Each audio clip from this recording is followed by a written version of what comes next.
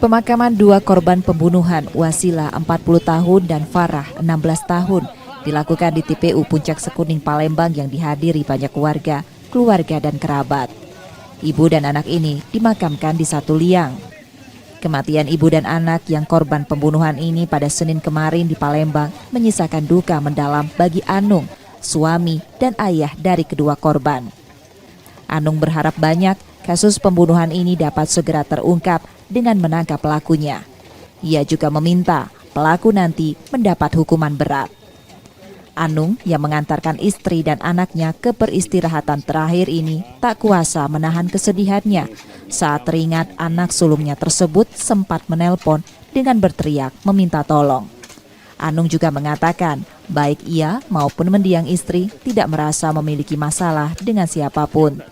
Ia dan keluarga kini hanya bisa menyerahkan kasus tersebut sepenuhnya ke polisi.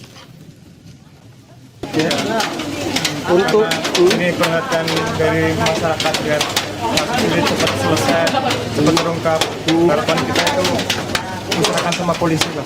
Hukuman seberat-beratnya untuk pelaku. Iya, hukum mati lah. Tapi selama ini kita ada masalah kan? Nggak ada masalah. Nggak ada masalah kan? Untuk kita sendiri Kak dari pihak keluarga, kita menduga ini kejadian ini bisa terjadi karena apa? Kurang tahu. Tapi kita berharap cepat terungkap ya. Iya. Ini sempat nelpon kakak, benar? Bukan ini anak Yang korban ini. Sempat nelpon Kak ya? Apa kalimatnya Kak di telepon itu? ya, cuma minta tolong aja, suruh cepat balik gitu. Tolong berbalik ya. Iya gitu Pak. Kalau jadi rencananya nak bawa ke mana Pak? Keduanya dimakamkan di mana? Langsung dimakam ke Puncak Ini?